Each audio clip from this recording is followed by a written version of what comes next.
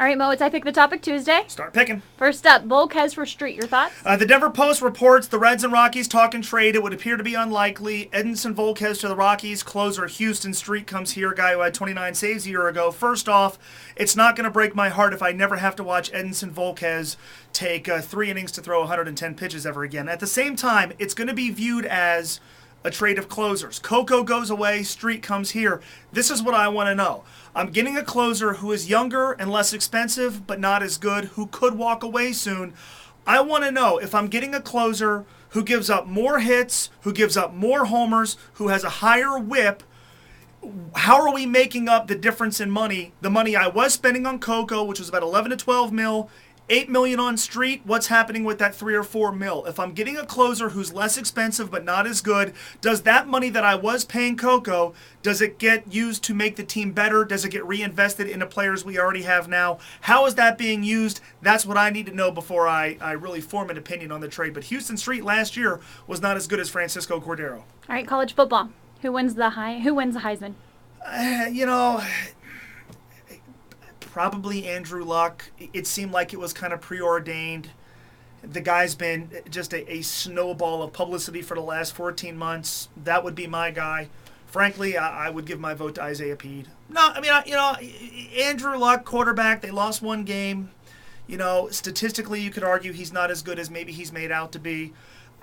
Frankly, he's not going to be in New York. Case Keenum's numbers in a system that you could say is just absurd. Case Keenum was insane this year. His numbers were ridiculous. I think it's kind of a shame that he's not in New York. Okay, UC and Xavier in a close one on Saturday? We'll give an official prediction for whatever the hell that counts for later in the week.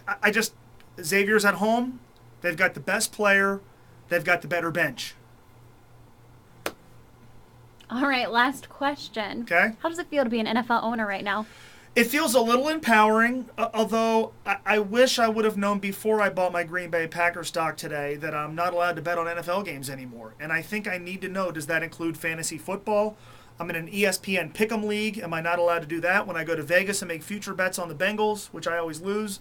Am I not allowed to do that? I wish I would have read the fine print, but the fact that I will now be fitted for a Super Bowl ring if the Packers do win the Super Bowl this year, and obviously they're the favorite right now, feels pretty good. And the fact that at some point down the road when important decisions are made about the Green Bay Packers, that you and I, Lindsay, will both be making, offering our input, it makes me feel good. And I think Mike Brown should feel good about this because he is no longer the least qualified person to hold stake in an NFL team in the city of Cincinnati now that you and I own a share of the Green Bay Packers.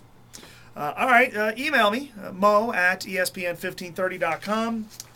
Shoot me a tweet, @moegger1530. Have a nice Tuesday.